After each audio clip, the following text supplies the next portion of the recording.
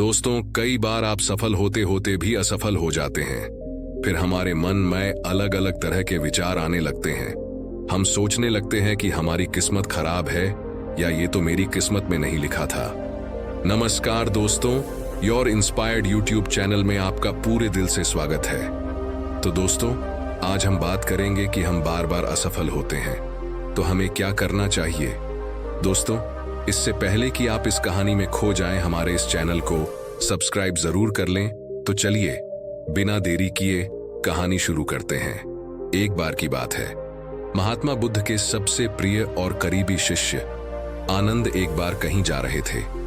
तभी रास्ते में उन्होंने देखा कि एक व्यक्ति एक चट्टान के ऊपर बैठकर रो रहा है। यह देखकर आनंद वहीं रुक गए और उस व्यक्ति के पास जाकर उसके दुखी होने का कारण पूछा। वह व्यक्ति अपने आंसू पोंछते हुए बोला, मैं यहीं पास के ही गांव का रहने वाला एक बदनसीब व्यापारी हूं। मैं जो भी काम करता हूं वह खराब हो जाता है। व्यापार के चक्कर में मैंने अपनी मां और पत्नी के गहने गंवा दिए, अपने परिवार को खो दिया और यहां तक कि अब तो मेरा घर और खेत भी गिरवी रखा है। मुझे तो लगता है कि मेरी किस्मत ही खराब है। उस व्यक्ति की बात सुनकर आनंद बोले, तुमसे किसने कहा कि तुम्हारी किस्मत खराब है? जरा मैं भी तो जानूं कि तुम्हारी किस्मत में क्या खराबी है। व्यक्ति बोला, पहले मैं खेती करता था, लेकिन हर साल उसमें घाटा होता था। कभी सूखा हो जाता तो कभी ज्यादा बारिश से फसल खराब हो जाती है। कभी आवारा पशु फसल को नुकसान पहुंचाते हैं तो कभी तरह तरह की बीमारियां फसल को बर्बाद कर देते। खेती से मेरे परिवार का गुजारा ठीक से नहीं चल पा रहा था, जिससे परेशान होकर मैंने खेती करना बंद कर दिया और व्यापार करने का निश्चय किया। मैंने पत्नी के गहने बेचकर अपना व्यापार शुरू किया, लेकिन मेरा व्यापार नहीं चला। शुरू में तो मेरे परिवार वालों ने मेरी आर्थिक मदद की, मेरा साथ दिया, लेकिन जैसे जैसे मुझे नुकसान होने लगा, मेरे परिवार वालों ने भी मेरा साथ त्याग दिया और मुझसे दूर हो गए। अब तो वह मुझे देखकर अपनी नजरें फेर लेते हैं और मुझे ही अपने परिवार की गरीबी और दुर्दशा का जिम्मेदार ठहराते हैं। अब तो मुझे अपना जीवन ही व्यर्थ लगने लगा है। अक्सर मेरे मन में ख्याल आता है कि अपना जीवन ही खत्म कर लूं, और मैं आज यहाँ आत्महत्या करने ही आया था, लेकिन हिम्मत नहीं जुटा पाया, इसीलिए इस पत्थर पर बैठकर रो रहा था। दूसरी तरफ मेरा एक मित्र है। हम दोनों ने एक ही साथ व्यापार शुरू किया था, लेकिन वह आगे निकल गया और मैं पीछे रह गया। मेरी इस असफलता की वजह से वह हर समय मुझे नीचा दिखाने का प्रयत्न करता रहता है और वह अक्सर मेरे घर आकर अपनी सफलता की बातें करता है। मेरे घर वालों को बताता है कि कैसे उसने इतनी मेहनत करके इतना अच्छा व्यापार बना लिया है, और वह अक्सर अपने फलते फूलते व्यापार के किस्से मुझे, मेरी पत्नी और मेरे माँ बाप को सुनाता रहता है, जिसे सुनकर मेरे घर वाले उसकी तो प्रशंसा करते हैं, लेकिन मेरी बुराई करते हैं, मुझे नकारा और कम दिमाग का कहते हैं। मेरी पत्नी और माँ मुझ मुँह बात बात पर ताने मारती है, जिससे मुझे बहुत दुख पहुंचता है और कई बार खुद की नाकामयाब पर क्रोध भी आता है, लेकिन मुझे समझ नहीं आ रहा कि मैं क्या करूं। यह सुन भिक्षु आनंद ने पूछा, तुम्हें किस बात का दुख होता है, अपने असफल होने का या फिर मित्र के सफल होने का?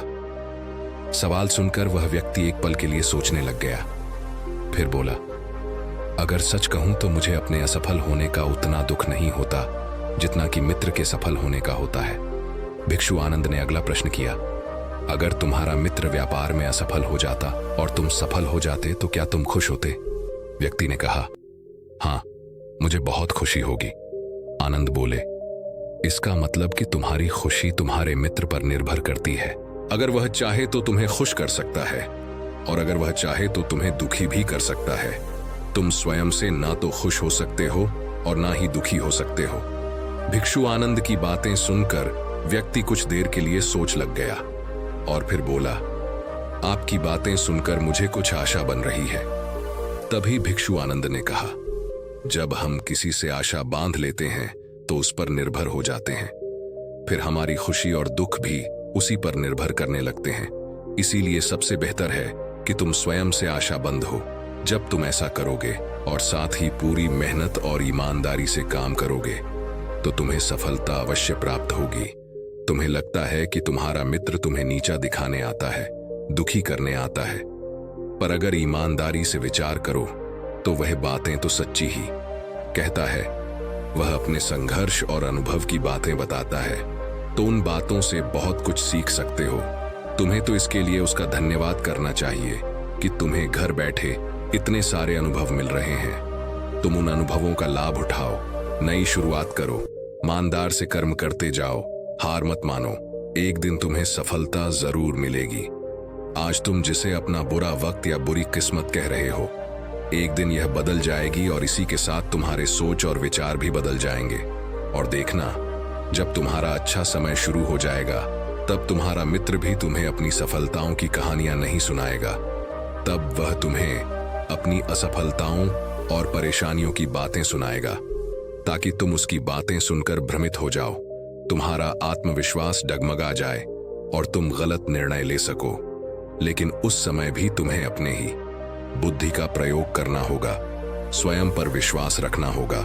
जिस प्रकार तुम्हारा मित्र आज तुम्हें दुखी करने आता है, वैसे ही वह उस समय भी तुम्हें दुखी करने आएगा, क्योंकि जिस तरह उसे दुखी देखकर तुम्हें मजा आता है, ठीक उसी तरह उसे भी तुम्हें दुखी देखने में उतना ही मजा आता है। व्यक्ति ने कहा, आपने सही कहा मुनिवर, लेकिन मेरा सबसे प्रमुख दुख यह है कि मेरे परिवार के लोग भी इसमें शामिल हैं। वास्तव में मैं तो अपने परिवार के लिए अच्छा करना चाहता था, उन्हें खुश रखना चाहता था, लेकिन वह भी मेरी बातों और भावनाओं को नहीं समझ रही है, मुझे ही गलत कहते हैं, और पिछले कुछ समय से तो वह मेरे साथ भी नहीं है। भिक्षु आनंद ने उस व्यक्ति को समझाते हुए कहा, हम हमेशा चाहते हैं कि हम जो कुछ भी करें, लोग उसके लिए हमारी प्रशंसा करें, लेकिन आमतौर पर ऐसा नहीं होता। लोग हमारे प्रयासों की तारीफ नहीं करते, जिससे हम दुखी हो जाते हैं। हमें लगने लगता है कि हमारे मित्र, रिश्तेदार, घर वाले सब स्वार्थी हैं। लेकिन अगर तुम किसी को अपना परिवार मानते हो और उसके लिए कुछ करना चाहते हो, तो फिर तुम ऐसा क्यों सोच सकते हो कि तुम दूसरों के लिए कुछ कर रहे हो? वास्तव में तुम अपनी खुशी के लिए कुछ कर रहे हो, क्योंकि उन्हें खुश देखकर तुम्हें खुशी होती है। अगर ऐसा करते समय यह मानकर चलते हो कि तुम दूसरों के लिए कुछ कर रहे हो, तो तुम दुखी रहोगे। लेकिन अगर तुम्हें लगता है तुम स्वयं के लिए कर रहे हो, तो तुम खुश रहोगे, क्योंकि जब हम स्वयं के लिए कुछ करते हैं या करना चाहते हैं, तो हमें इसके लिए सांत्वना की जरूरत नहीं होती। भिक्षु आनंद की यह बातें सुनकर उस व्यक्ति के चेहरे के भाव पूरी तरह से बदल गए। उसने कहा, आप सही कह रहे हैं मुनिवर, मैं समझ गया कि अब तक मेरी किस्मत इसीलिए खराब थी क्योंकि वह दूसरों के हाथों में थी। लेकिन अब से मैं अपनी किस्मत को अपने हाथों में रखूंगा, फिर से प्रयत्न करूंगा, पूरी लगन और ईमानदारी से काम करूंगा, और जब तक सफलता नहीं मिल जाती, चैन से नहीं बैठूंगा। उस व्यक्ति की बात सुनकर भिक्षु आनंद मुस्कुराए और उसे एक छोटी सी डिबिया देते हुए कहा, इस डिबिया को हमेशा अपने साथ रखना। इसमें एक ऐसा मंत्र है जो तुम्हें किसी भी दुख से भी बाहर निकाल लेगा। लेकिन इस डिबिया को तभी खोलना जब तुम्हारे सारे रास्ते बंद हो जाए, कोई उम्मीद नजर ना आए और तुम्हें लगने लगे कि सब व्यर्थ है, यह दुनिया व्यर्थ है और यहाँ रहना भी व्यर्थ है।